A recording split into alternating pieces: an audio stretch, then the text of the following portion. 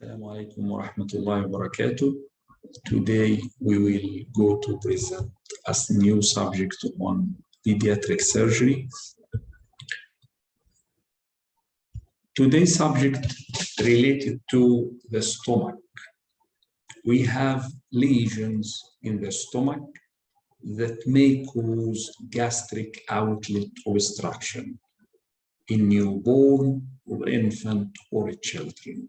It is very important and must be understood well. We can enumerate the causes or the lesions that may affect the stomach as follows.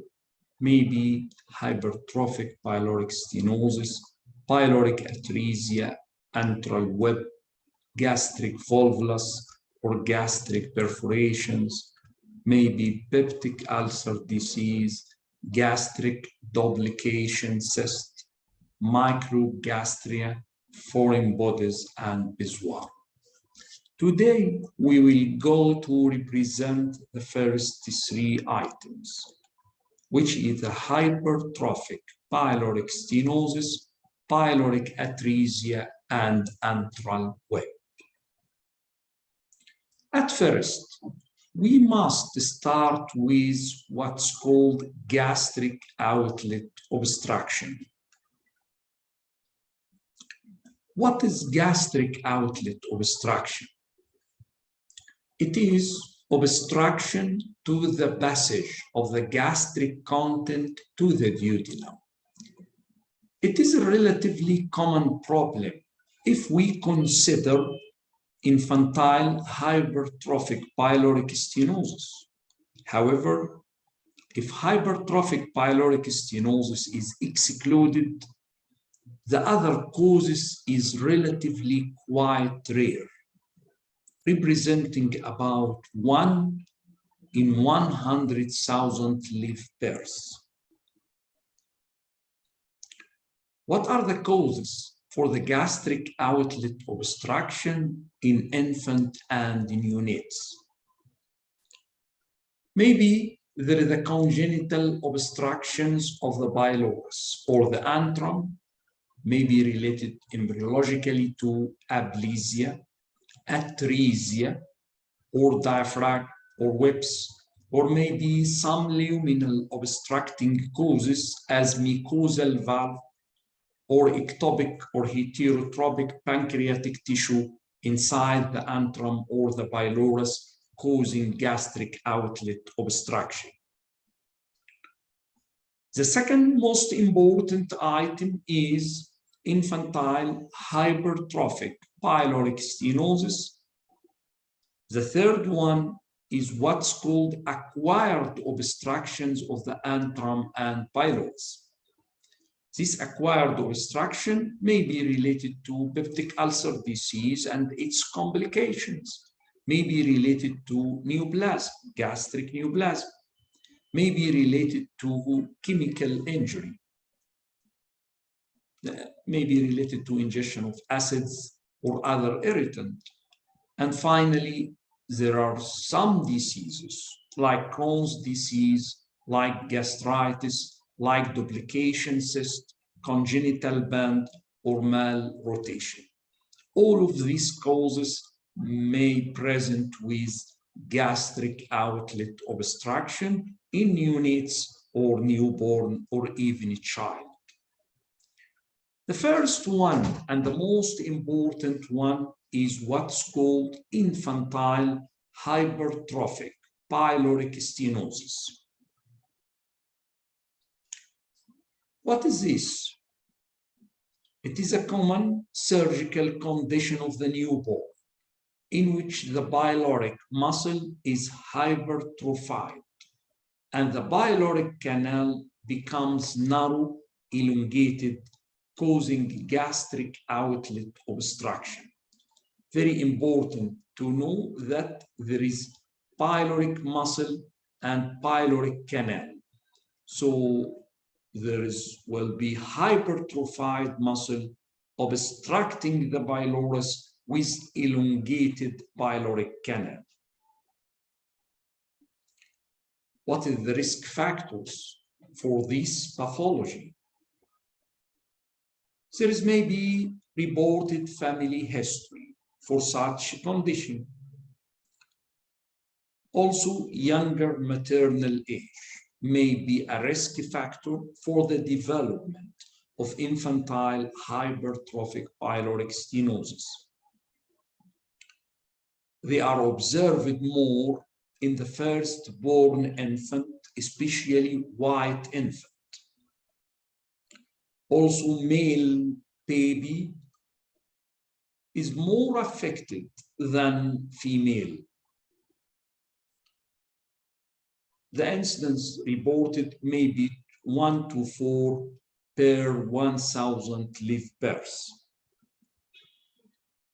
So, what is the etiology?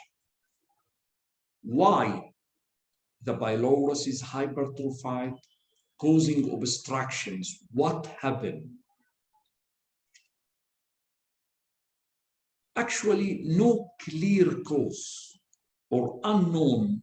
There is an unknown etiology. However, there is maybe some genetic predisposition. This genetic predisposition evidenced by the disease affecting male first-born infant with positive family history. Also, studies found that in this infant, there is a reduced nitric oxide. Nitric oxide is a gut-smooth muscle relaxant. There is an enzyme called nitric oxide synthase. Nitric oxide synthase related to certain gene, which is called nitric oxide S1 gene. Significant reduction of this gene is found in infant with infantile hypertrophic pyloric stenosis. Number 2, this etiology may be related to certain environmental factors, such as younger maternal age or maternal smoking. Some researchers implicate these items as an etiology for the pyloric obstruction. Breastfeeding, also there is a debate whether breastfeeding of a baby is protected against, will protect the baby from infantile hypertrophic pyloric obstruction, or it will lead to infantile hypertrophic obstructions. Also formula feeding. There is a debate. However, some recent paper described that infants with a bottle feeding have an increased risk for the development of infantile hypertrophic pyloric stenosis. Also, there is a debate about what's called prone position. Prone position, some recent studies link the infantile hypertrophic pyloric stenosis to the sudden infant death syndrome, which is related to the prone position. And now there is what's called back to sleep for baby, not to put the baby or infant in a prone position to avoid sudden infant death. What is the explanation? They try to explain this finding by the prone position will or may cause pooling of the food in the antrum. This pooling of the food may cause some form of dysmotility of the stomach or the pylorus, finally causing hypertrophic pyloric stenosis. Also, there is an important item, which is erythromycin exposure.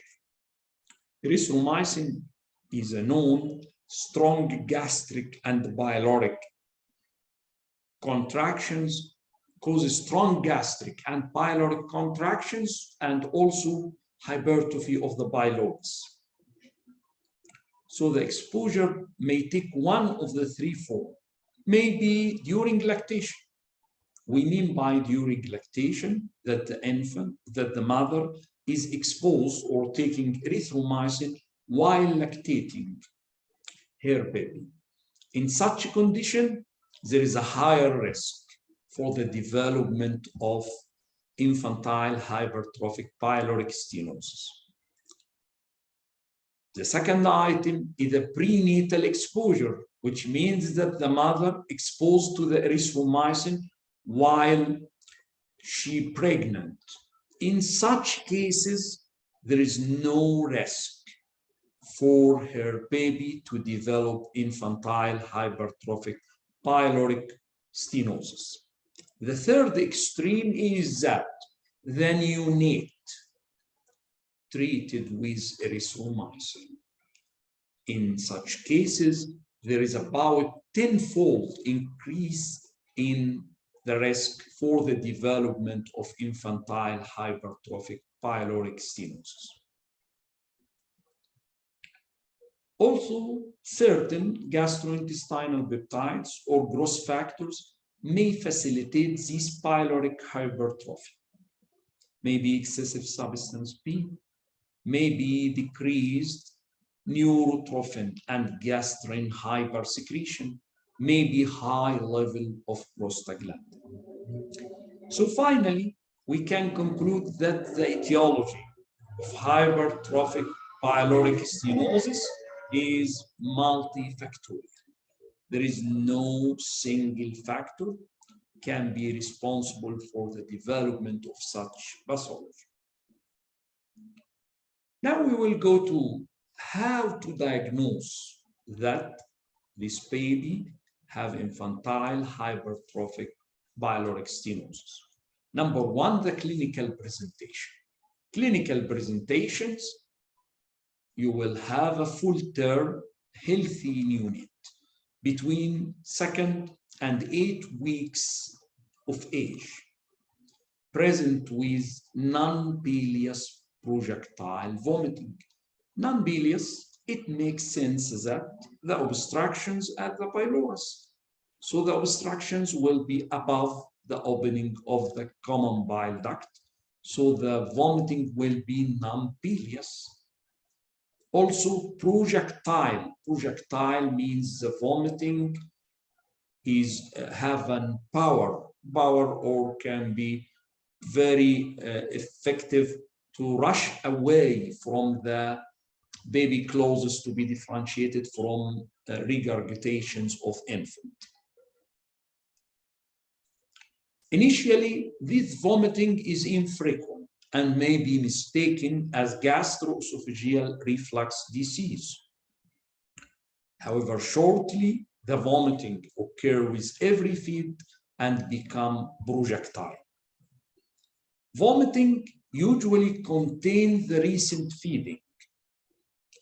However, in late cases, and if gastritis happen, vomiting may be blood tinged with coffee ground appearance. So take care that vomiting may change, and this may be a sign for gastritis. Also, jaundice may be seen in this infant, may be related to indirect hyperbilirubinemia. So it is possible to diagnose infantile hypertrophic pyloric stenosis on a clinical features alone in about 90% of cases. The second items for the diagnosis after the clinical symptoms is the physical examination. Physical examination, early the neonate will appear healthy and well. However, if the neonate present late, he will appear weak and sleepy. And this will depend on the duration of symptoms, degree of dehydrations, and electrolyte disturbance. There is maybe visible peristalsis in the left upper abdomen with palpable pylorus after small test feed. Visible peristalsis is related to the trial of the stomach to push the food in face of resistance or hypertrophied pyloric muscle.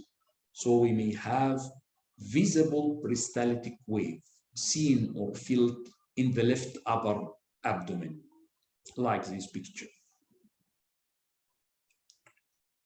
Now, how to bulbate the pylorus? This enlarged pylorus can be bulbated, and it is often described as like olive, so-called olive mass. So, to bulbate pylorus, you must fulfill the following points. Number one, the neonate should be relaxed. If the neonate is crying, you will not feel anything. Number two, resting or sleeping better. If the neonate is sleeping, you can bulbate the olive or you can bulbate for the enlarged pylorus. You may bend the newborn knee or flexing the hip. Also, you can use sugar water bottle to make the baby very calm, so you can detect and bulbate the pylorus. Gastric decompressions is recommended because usually the stomach is filled with air, and it will prevent your palpations for the pyloric or mass or the olive mass.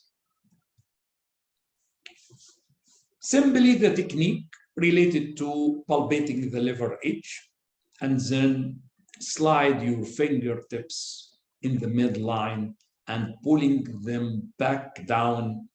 Try to trap the enlarged pylorus. Usually this olive mass or enlarged pylorus filled just above the umbilicus at the lateral border of the rectus muscles, below the liver edge. The third cornerstone for the diagnosis is the diagnostic imaging. So we have presentation of the symptoms or clinical presentation. We have physical examinations of the infant or the newborn. And finally, we have diagnostic imaging. No doubt that the ultrasound is a standard diagnostic procedure for infantile hypertrophic pyloric stenosis.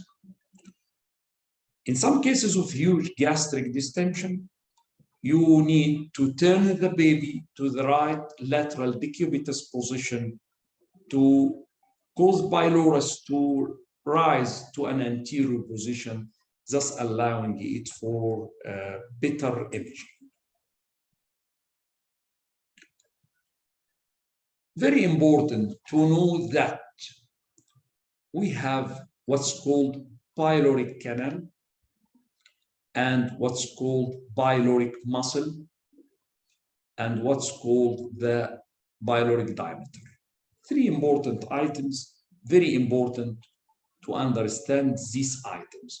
Muscle thickness is related to the thickness of the pyloric muscle on one side. However, pyloric diameter related to the thickness of the muscle on both sides, plus the pyloric canal containing the mucosa. So, what is the ultrasonic diagnostic criteria for infantile hypertrophic pyloric stenosis? Number one, pyloric muscle thickness more than 4 millimeters or more than 3 if the neonate younger than 3 days is diagnostic. We mean this small, short line. This is the pyloric muscle thickness on one side. This is number one. If you have a pyloric muscle thickness more than 4 millimeters or more than 3, if the neonate younger than 1 month, suspect pyloric stenosis. Number two, pyloric canal length more than 16 millimeters. This is the pyloric canal length.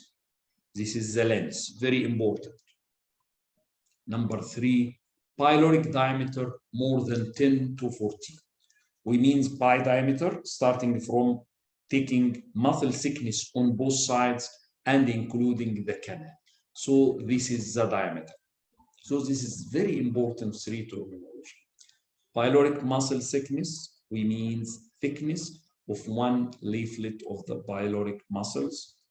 If this thickness more than 4 millimeters or more than 3 in the younger unit, with pyloric canal length more than 16, this is the canal length, and pyloric diameters more than 10 to 14 millimeter. In such cases, this finding diagnostic for infantile hypertrophic pyloric stenosis. Recently, there is a description of what is called pyloric ratio. What's pyloric ratio? It is a division of the pyloric muscle thickness to pyloric diameter. You can divide the muscle thickness, the small, above the large diameter of the pylorus atral. Ratio of 0.27 or more is diagnostic.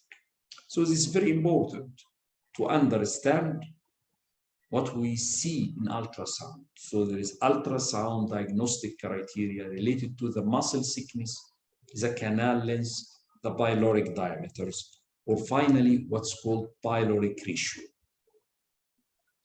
Moreover, you can imagine that the hypertrophied muscle will press the pyloric canal in between like sandwich-like. So the mucosa lining of this canal will protrude to the antral. This is the mucosa. This is the arrow, the yellow arrow. This is the mucosa of the canal protruding inside the pyloric antrum, inside the antrum. This is called nipple sign. So nipple sign is a pyloric canal mucosa, crowded, thickened, and protrude into the distended portion of the antrum. This is represented the muscle thickness. So these protrusions is clearly seen on the ultrasound, described as nipple sign. So we have 5 diagnostic criteria in ultrasound. However, we may have borderline cases, and these cases are usually problematic. So you must repeat the ultrasound several days after you may confirm the diagnosis. Also, in infant with severe dehydration, this infant may wrongly demonstrate low muscle thickness because of dehydration. And this muscle thickness will increase after proper fluid administration. So be sure that your baby is well hydrated before performing ultrasound for diagnosis, as the measurement may be not valid during severe dehydration. Moreover, despite this ultrasound high specificity and sensitivity, the current guidelines not sufficient for the accurate diagnosis of infantile hypertrophic pyloric stenosis in babies younger than 3 weeks due to the already thin pyloric muscle thickness. So you cannot depend on ultrasound in this very young age. Younger infant, what to do? Should be observed and re-evaluated later when the lesion become more clinically or radiologically evident, which is very important. If ultrasound is not available, we can use the dye study. So this is a reliable alternative to the ultrasound. Reliable alternative if ultrasound not available, or if the expert is not available in performing ultrasound. Barium meal study, very important. The characteristic finding, you can see these 2 small arrows, is what's called elongated pyloric canal. This sign is called the string or double track sign, representing the compressed invaginated fold of the mucosa. As we said, that the hypertrophied muscle will compress the mucosa in between, like sandwich. This compressed mucosa will allow the barium or the diastole to be divided into double tract and thin tract. This is called what's called the string or double tract sign in barium study. However, failure of the relaxations of the region of the antrum and the pylorus in a very commonly described lesion called pylorospasm may demonstrate this same finding. In such cases, we may depend on the emptying speed of the barium meal to the distal bowel, which will be important to differentiate pylorospasm from infantile hypertrophic pyloric obstruction. There is an important point, which is what type of electrolyte and metabolic disturbance that may happen in infant with infantile hypertrophic pyloric stenosis. We said that there is hypertrophy of the pyloric muscle, there is gastric outlet obstruction, there is projectile vomiting. So the gastric content will be vomited. So there will be what's called hypochloremic, hypocalemic, meaning low chloride and potassium with metabolic alkalosis. This is the title for the disturbance: hypochloremic, hypocalemic, metabolic alkalosis. Take care that there is also what's called paradoxical acidoria. We will explain each item now. Very important that the disturbance must be corrected before surgery. If you don't correct this electrolyte disturbance, you may lose your infant or newborn, or you may go to a black story. How can you explain this disturbance? Hypochloremic, hypocalemic, metabolic alkalosis. We can start the story very simply. Number one, there is vomiting. No doubt there is obstruction and vomiting.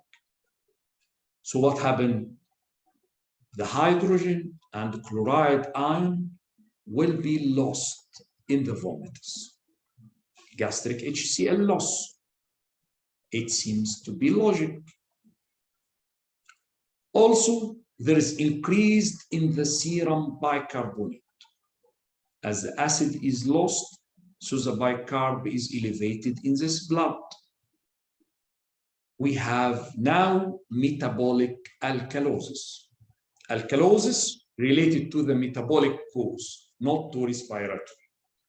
So hydrogen and chloride loss with increased bicarb in the blood. This is called metabolic alkalosis.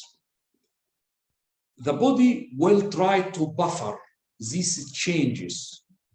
So what the body can do is hydrogen ion will exit from all body cells in exchange with potassium, which means that all cells will release hydrogen or exit hydrogen ion and take potassium inside. So the result will be hypokalemia, decreased potassium level in the blood. And the kidney, on the other side, will excrete bicarb, will excrete bicarbonate in the urine, trying to correct this acid-base balance disturbance. So the urine will be alkaline. Very important. Vomiting, hydrogen and chloride loss, increased bicarb in the blood, the body trying to buffer these pH exchanges, so the hydrogen ion will exit from all body cells in exchange with potassium, and the kidney excrete excess bicarb in urine. More vomiting. There is decreased in the extracellular volume or dehydration. So in such cases, This dehydration will stimulate the kidney, activate the renin, angiotensin, aldosterone. So the kidney will reabsorb sodium in exchange also with potassium, trying to maintain volume because there is decreased extracellular volume and dehydration. So the kidney will reabsorb sodium and excrete potassium. We have already potassium enter the cells in the first step in exchange with hydrogen ion. And now we have the kidney reabsorb the sodium and excrete potassium. All these two items will lead to worsening hypokalemia and overall increase in the bicarbonate reabsorption because sodium is reabsorbed in the form of sodium bicarbonate. So we have worsening hypokalemia, overall increase in the bicarbonate, maintaining alkalosis. However, the story cannot continue in a manner like this because potassium or hypokalemia may reach to a critical level which can cause cardiac arrhythmia or even death. So, with prolonged vomiting, now the kidney will maintain the volume by reabsorbing sodium in exchange for the hydrogen ion, not in exchange with the potassium.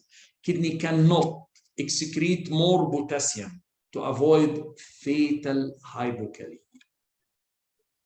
So it is very important to under this point. At certain level, the kidney cannot continue exchanging sodium with and excreting or keeping sodium and excreting potassium. So the kidney will shift to reabsorb sodium to maintain the volume and to treat the dehydration, decreased extracellular volume. However, they will excrete hydrogen ion instead of potassium. This will cause what? This will cause paradoxical acidoria. Hydrogen ion is acid in the urine, so the urine will be acidic. Paradoxical? Yes. Because the situation, we are in an alkaline situation. We are in the metabolic alkalosis. The urine should be alkaline, not acidic. What causes paradoxical acidoria is that the kidney cannot continue to excrete potassium because at a critical level, arrhythmia and even death can happen. So the kidney will shift to excrete hydrogen ion in the urine and keep sodium in the blood. So we will have this child with paradoxical acidoria. This explanation and understanding of what happened in infantile hypertrophic pyloric stenosis is very important in the diagnosis, in the management of such newborn and neonates. Now, we will ask about the differential diagnosis. What are the differential diagnoses of infantile hypertrophic pyloric stenosis?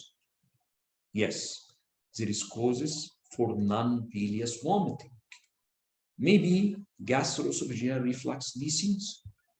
Maybe pylorospasm. We describe pylorospasm, spasm of the pylorus, and there will be non-bilious vomiting. Antral web, if this antral web is proximal to the bile opening, also foregut duplication cyst, some gastric tumors, preambulatory duodenal stenosis, all these causes will cause non-bilious vomiting. Also some cases with increased intracranial pressures. So the question now, how can we differentiate between all these types as they have non-bilious vomiting and infantile hypertrophic pyloric stenosis? You can go one step back and review the criteria for hypertrophic pyloric stenosis. It is related to the clinical presentation, to the physical examination, and to ultrasound diagnostic criteria, and to diastole. So the pylorospasm and the GERD may have similar clinical findings and may be difficult without further evaluation. However, ultrasound will detect and measure the pylorus, as we discussed and described, the muscle thickness and the pyloric canal length, which is diagnostic for infantile hypertrophic pyloric stenosis.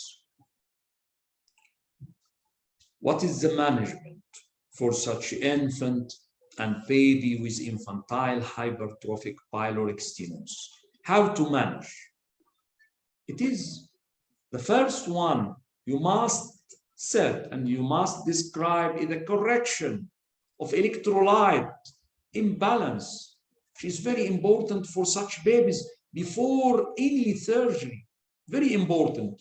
Pre-operative management, corrections of the electrolyte and metabolic disturbance. Most surgeons use the following markers for adequate resuscitations: carbon dioxide, chloride, and potassium. You can use these markers as a markers for adequate resuscitation. Initially, we treat this infant with normal saline bolus.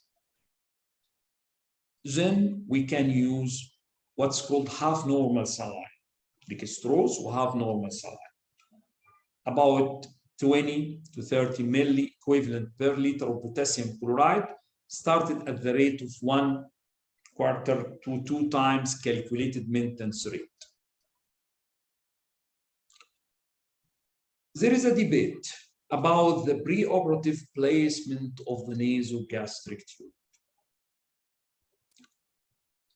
Nasogastric tube to decompress the stomach, okay. However, you should remove it. Why? Because most infants with infantile hypertrophic pyloric stenosis don't have complete gastric outlet obstruction. They can tolerate their gastric secretions. Moreover, this nasogastric tube will remove additional fluid and hydrochloric acid from the stomach, and they will worth the metabolic disturbance, electrolyte disturbance. So please use the nasogastric tube for gastric decompression and remove it. Don't leave the nasogastric tube because they may deteriorate the metabolic and the electrolyte status of the baby. It is important to know that infantile hypertrophic pyloric stenosis, it is not a surgical emergency, and resuscitation is of superior importance. You must resuscitate the baby. Proceeding to surgery prior to the corrections of the alkalosis will carry a high risk for the post-operative or perioperative apnea, as the CO2 is the primary stimulus for ventilations in this infant. So take care.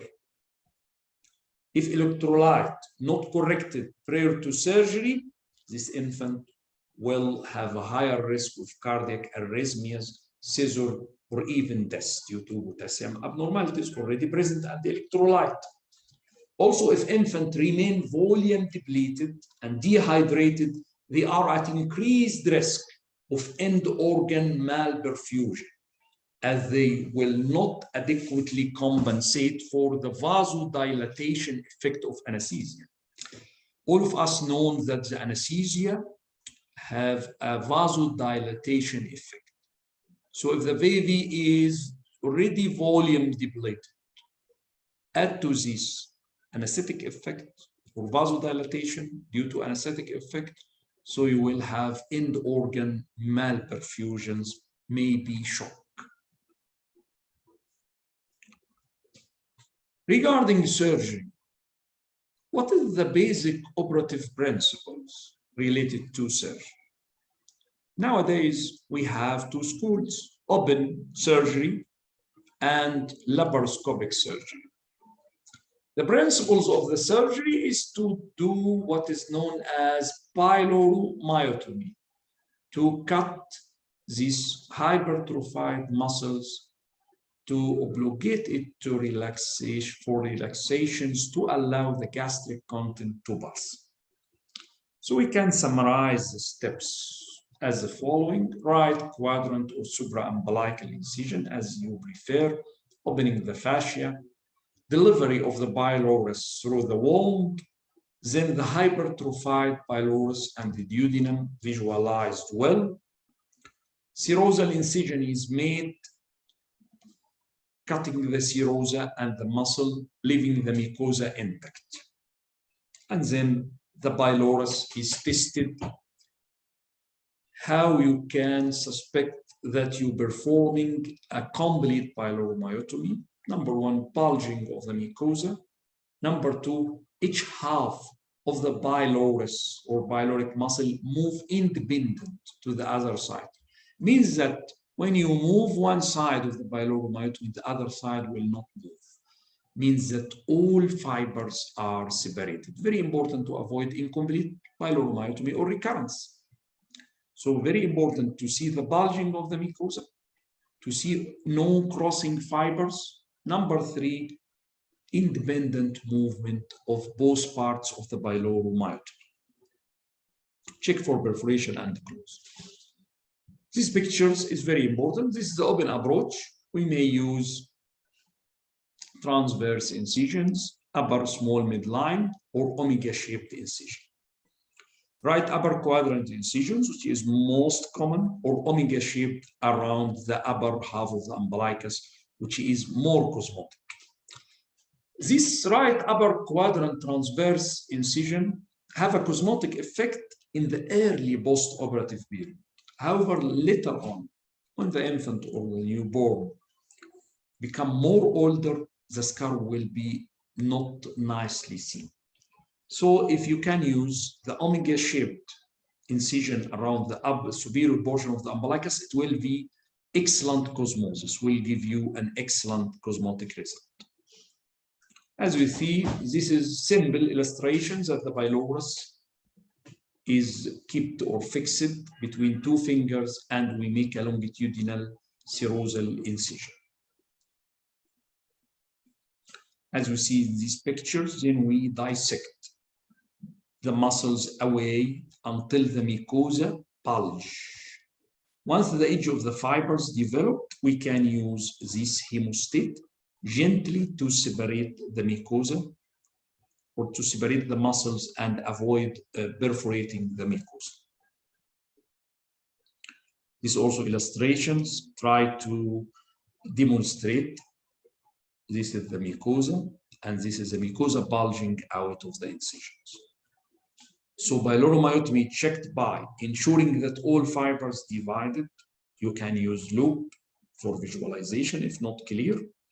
Number two, the mucosa seam bulging. Number three, each half of the muscles or of the pyloromyotomy move independent.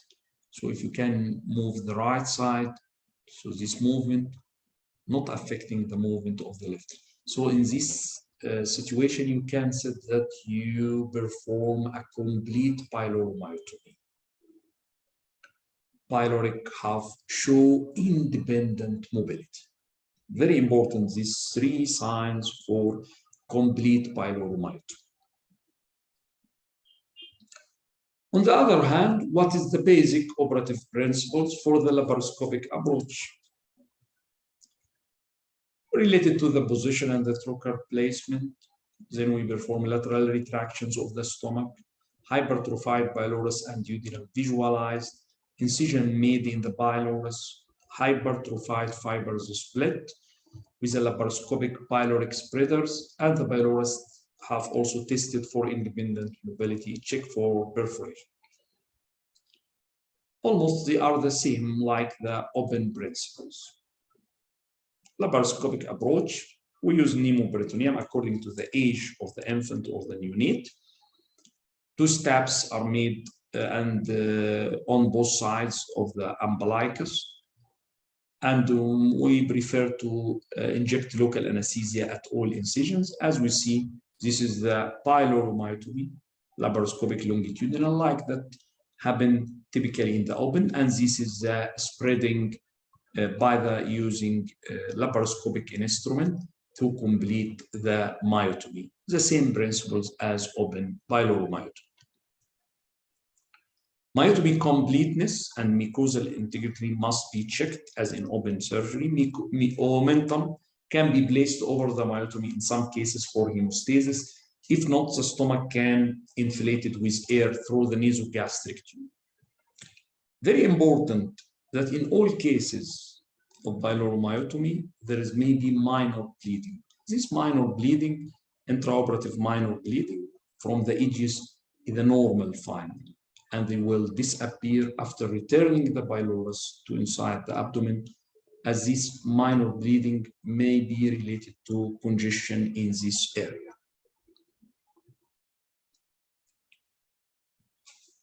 Detection of the leak is very important for open and laparoscopic pyloromyotomy. Then the pneumoperitoneum evacuated and the umbilicus closed and the skin also. What is the post-operative consideration after surgery for infantile hypertrophic pyloric stenosis? Number one, post-operative feeding. There is a debate about the time of feeding. Some surgeons prefer to start early feeding. Some surgeons or other surgeons prefer to delay feeding. Also, there is a debate about the type of feeding. You will give full strength, full concentration on a regular hours, or you will depend on the infant demand. We can show. Timing of the post-operative feeding is a debate. Some surgeons recommend the delay 4 or more hours and start gradually with a strictly increase in the volume and the concentration. This is one school. The second school recommend early full strength feeding. They argue that this school decrease the hospital stay without increasing the post-operative emesis. Also, the type of the feeding or the feeding protocol, there is a debate. Some surgeons choose the standardized feeding regimen, determine the feeding, and start by this regimen, fix it. However, others recommend what's called ad libitum feeding schedule. What's ad libitum feeding? This feeding depends on the infant demand. By the other meaning, let the infant decide when and how much to eat. Give feeding according to the infant demand, not to your schedule. The first protocol, you give feeding every 2 hours, every 1 hour, every 3 hours. You give fixed amount every fixed hours, unrelated to the infant need or not. However, second protocol recommend not. You will depend on the infant demand. If the infant wants to eat, you can give feeding, or you will not give any feed. So you will depend when and how on the infant decision or infant demand. Most surgeons recommend infant feed by the ad libitum full strength breast milk or formula when they are awake and alert after the operation. Also, they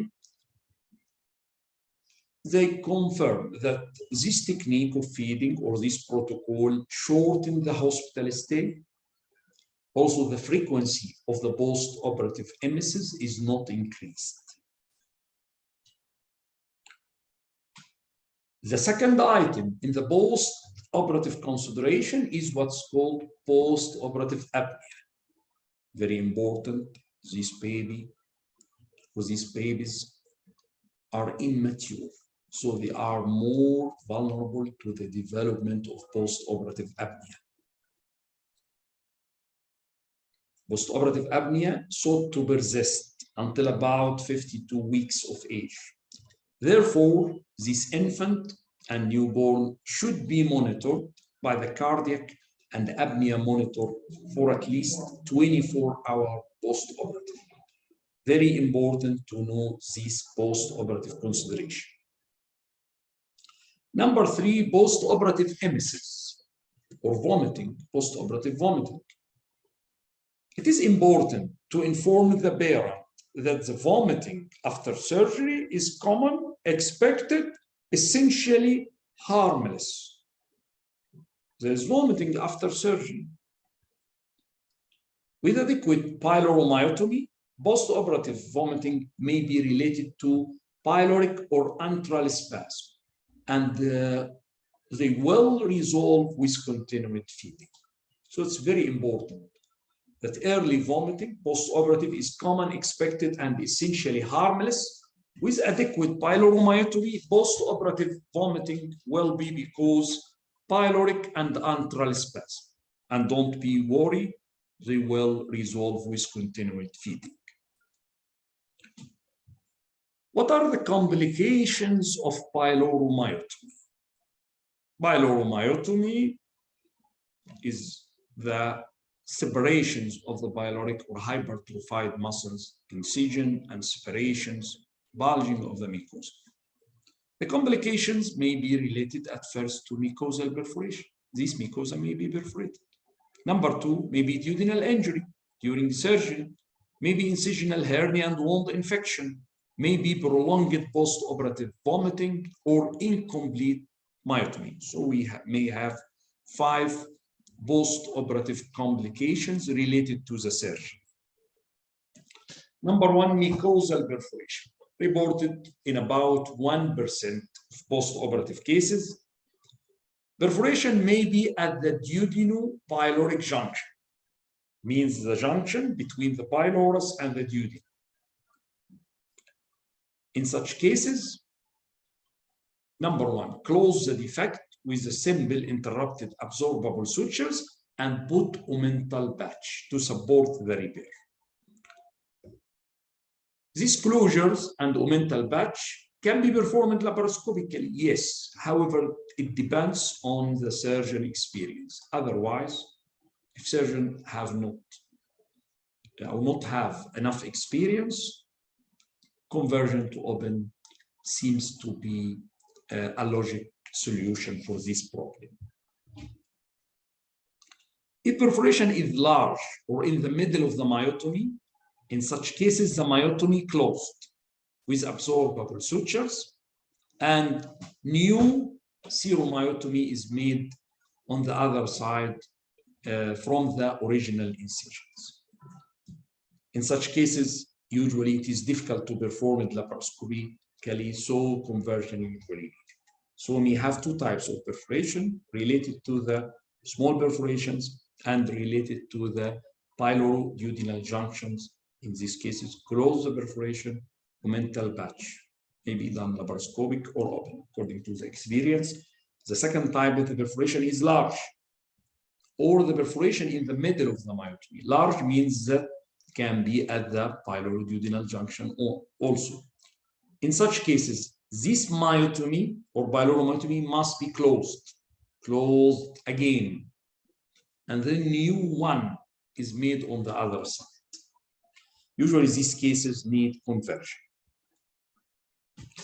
If you face a large perforations or perforation in the middle, feeding should be stopped for 24 hours and then restarted. You can perform water-soluble contrast study to check for your repair. Duodenal injury, yes, may occur with laparoscopic or open approach, usually recognized intraoperatively and repaired. Unrecognized duodenal perforations are often very rare. They're diagnosed post-operative. Incisional hernias and bone dehiscence occur in about 1%. Most hernia defects require repair. Laparoscopic pyloromyotomy appear to have a less wound complication than open. Laparoscopic port site hernia usually involve omentum only protruding through the incision. In such cases, if there is port side hernia involving omentum protruding through the incision, This may be managed as a bedside by these simple steps: cleaning the area with iodine, betadine iodine or betadine, ligating and trimming the extracorporeal omentum, elevating the abdominal wall to reduce the omentum back and the closures of the skin. We said that right upper quadrant incision usually heals nicely and looks cosmetically in early post-operative period. However, later in infancy and adulthood, this incision enlarge and contract, leading to less cosmetically pleasing appearance. So the omega-shaped or the supraumbilical incision is more cosmetic. Prolonged post-operative vomiting or prolonged post-operative emesis. This is less common, about 2 to 26%, mostly due to gastroesophageal reflux disease, but can be due to incomplete myotomy. Laparoscopic approach may be a risk factors described for incomplete myotomy, but this is likely related to the surgeon experience. Finally, the mortality. In the past, mortality from pyloric stenosis approaching 50%. Today, the mortality is nearly zero, with improvement in the neonatal resuscitation, anesthesia, and improvement in the surgical technique, understanding the basis for the electrolyte disturbance before surgery and correction of it. Morbidity also lowered recently because more pyloromyotomy is performed laparoscopically. Cosmetic advantage of the minimally invasive surgery become more evident. Now we will shift to the second items for the causes of the gastric outlet obstructions in infant and neonate, which is pyloric atresia. In such cases, we have a complete atresia of the pylorus, not hypertrophic pyloric stenosis. No. In this case, we have a complete atresia. Obstructions, complete obstruction here.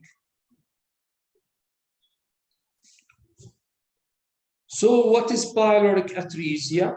Pyloric atresia is a rare surgical condition in which there is obstruction at the pylorus, from the name, causing gastric outlet obstruction. We have 3 types of the pyloric atresia. What are the types of the pyloric atresia? Type 1, type 2, and type 3. In type 1, there is pyloric membrane or web. In this region, pyloric membrane or web causing the obstruction. In type 2, there is a solid cord between the stomach and the duodenum. In type 3, as we see in the image, there will be gap. This is a gap between the stomach and the duodenum.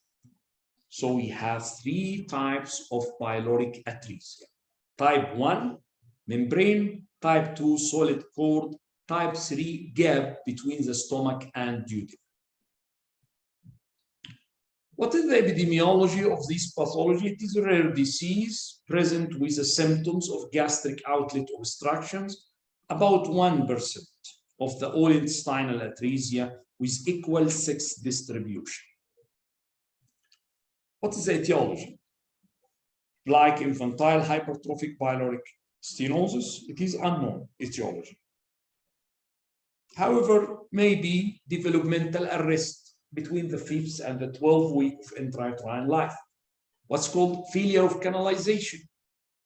All of us know that all tubular structures of the gastrointestinal tracts pass in 2 stages during embryology: solid stage followed by canalization stage. So atresia may be related to what's called failure of recanalization or failure of canalization, still obstructed and solid. Commonly, pyloric atresia is an isolated condition. However, in a familial cases of pyloric atresia, this pyloric atresia may be associated with a skin lesion, known as epidermosis bullosa. Epidermosis bullosa, which means early or easily ulceration of the skin and the mucous membrane. So this newborn or infant may have a combined lesion. Pyloric atresia, atresia of the pylorus, associated with skin lesion. This is skin lesion called epidermosis bullosa. Epidermosis bullosa is the ulceration of the skin and the mucous membrane. How to diagnose pyloric atresia? Number one, prenatal diagnostic ultrasound. Yes, we can suspect by dilated stomach or single bubble sign, air inside the stomach only, and narrowing of the gastric outlet. Also, the presence of the skin lesions, or what's called epidermosis bullosa, will give a snowflake sign, which is echogenic particles in the amniotic fluid with dilated fetal stomach and polyhydramnios, will be sign to raise the suspicion for presence of pyloric atresia. Number two, clinical presentation. Usually, pyloric atresia infant is a low birth weight, present with non-bilious vomiting and upper abdominal distension. Congenital pyloric atresia may be isolated. However, familial cases commonly associated with skin lesion, which is called epidermosis bullosa, many ulcers of the skin and the mucous membrane. It will be characteristic for the pyloric atresia infant. Common association, skin lesions, epidermolysis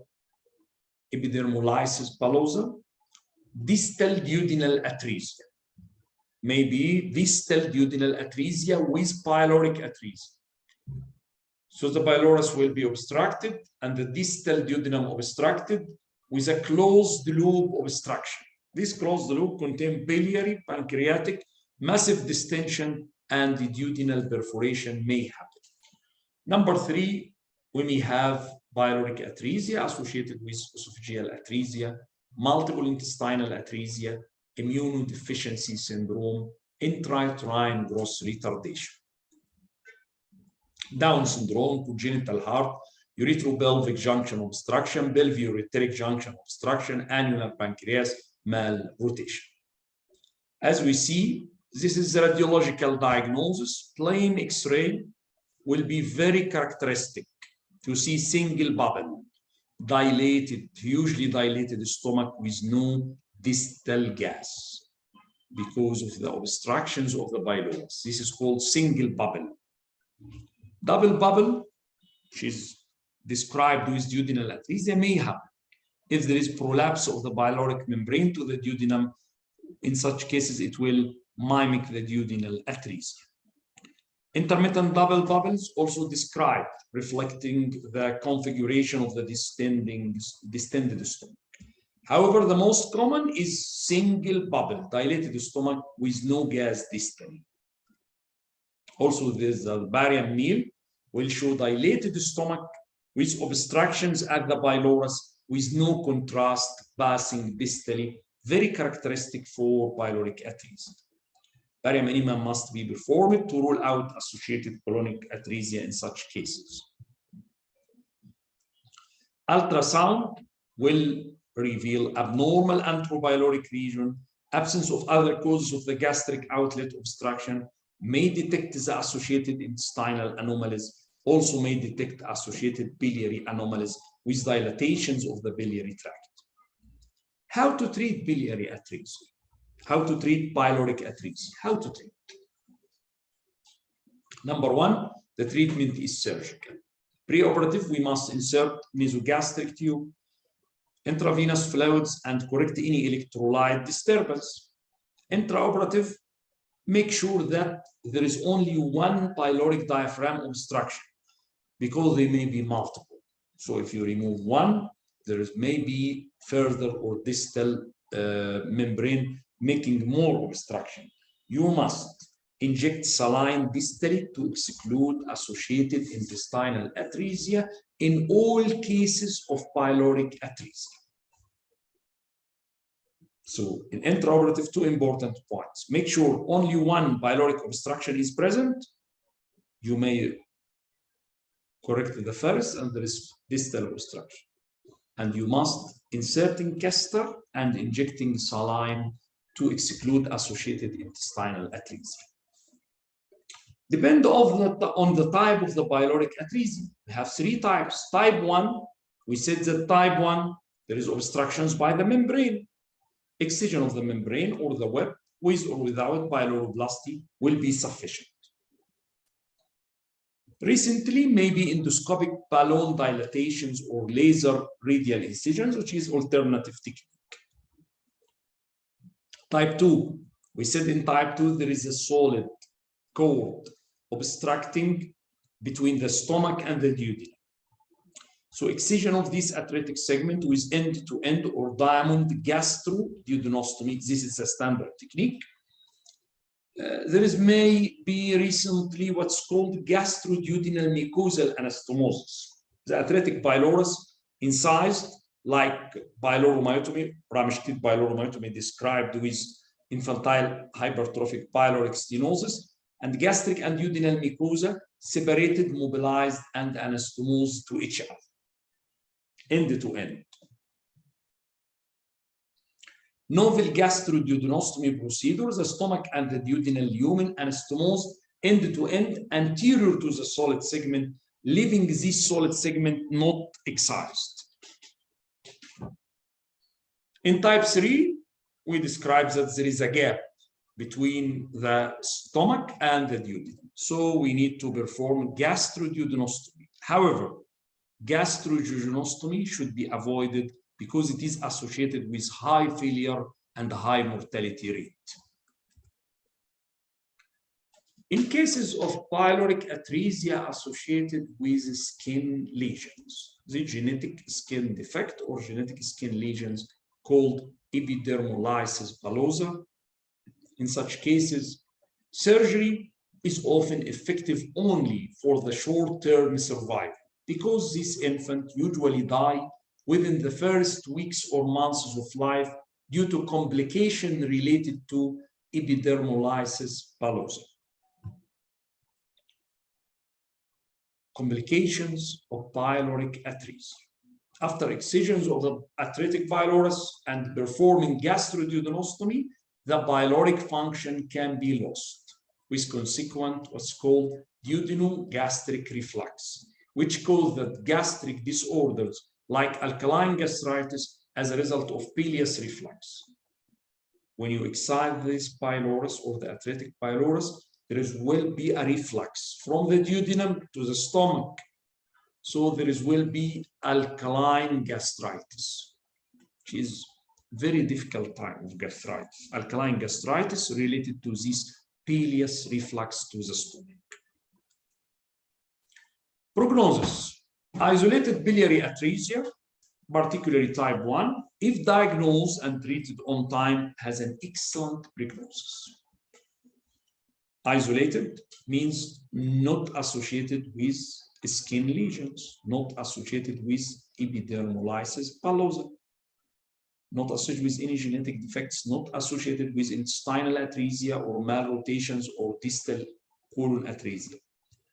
Type 1 means membrane, diagnosed early and treated, excellent prognosis. Mortality higher in type 1 with diagnostic delay, or also in type 2 atresia containing solid content or associated anomalies.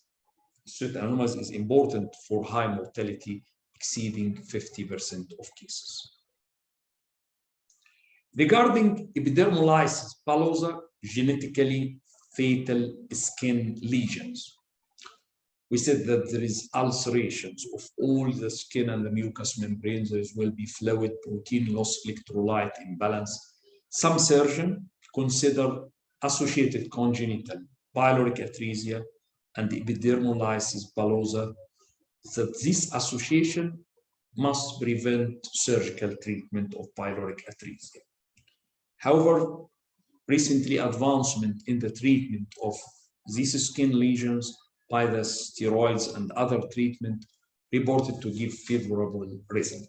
So surgeons find a newborn or infant born with pyloric atresia with associated skin lesion, prefer not to interfere for the treatment or corrections of the pyloric atresia.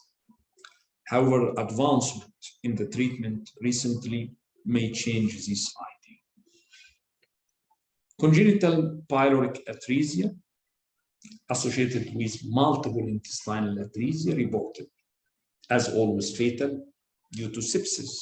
You have multiple hereditary intestinal atresia, particularly if they are associated with immune deficiency. The third and the final items will be related to the pre-pyloric antral diaphragm. So we speak about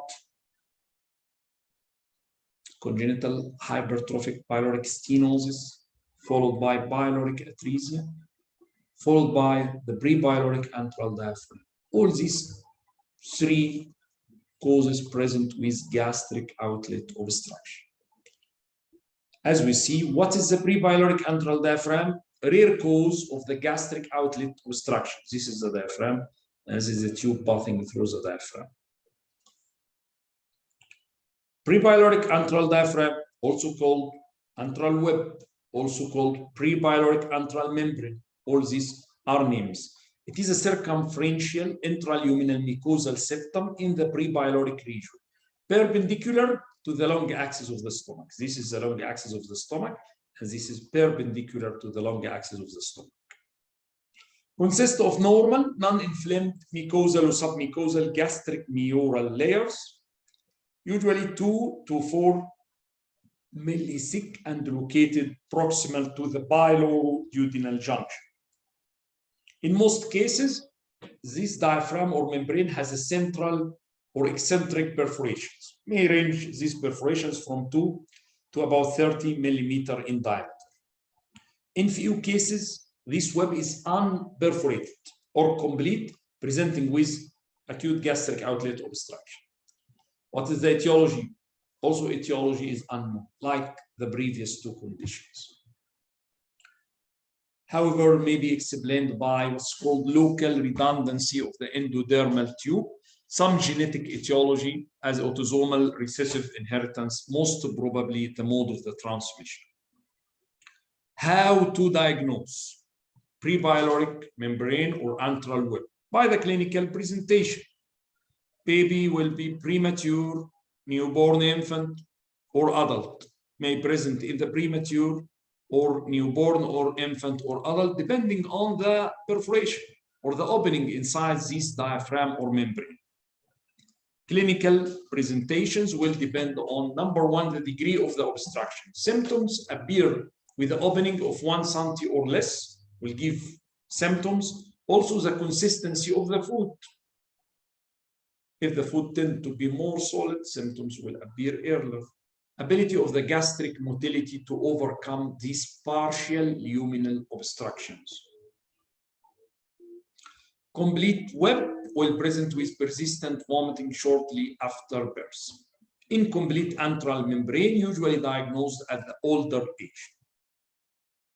Main symptoms will be recurrent non-bilious vomiting, often projectile, like infantile hypertrophic pyloric stenosis, progressive feeding problem, particularly when solid nutrition is used. Epigastric pain, unexplained excessive crying with failure to thrive. Pulmonary symptoms due to secondary gastroesophageal reflux with recurrent aspirations may be presenting symptoms. However, it may be misleading presentation. There is partial obstruction. The baby may aspirate and present with pulmonary symptoms. Antral web may be associated with infantile hypertrophic pyloric stenosis, distal antral hypertrophy, or duodenal atresia. Radiological diagnosis, the plain X-ray will show distended gas-filled stomach. Also, ultrasound will show echogenic diaphragm-like structures in the antral regions, gastric dilatation with delayed gastric emptying with normal pylorus. The criteria for pyloric infantile hypertrophic pyloric obstructions or stenosis not present in this infant. Barium meal also will show dilated stomach with delayed gastric emptying, transverse radiolucent line in the antral region, spraying barium through the central or eccentric opening with what's called jet stream during examination. Double bubble sign described with the thicker membrane, maybe double bubble sign. Endoscopy will be helpful for detection of other gastric pathologies, peptic ulcer or adhesion, and also maybe therapeutic. What is the differential diagnosis? Pyloric stenosis, yes, pyloric spasm, redundant gastric mucosal fold, maybe other causes of the obstructions, heterotopic pancreatic tissue, or some deformities as ulcers or reflux. How to treat? Antral diaphragm with gastric outlet obstruction. Number one, the membrane incised or excised through gastrostomy, with or without associated pyloroplasty. You must excise the membrane. Number two, endoscopic balloon dilatations. Regarding the complications, the reported complications is pyloric scarring after surgery with subsequent pyloric stricture. She has been treated through endoscopic procedures. Outcome. Very important to speak about the outcome related to the pyloric atresia and related to the antral web or pre-pyloric membrane or diaphragm.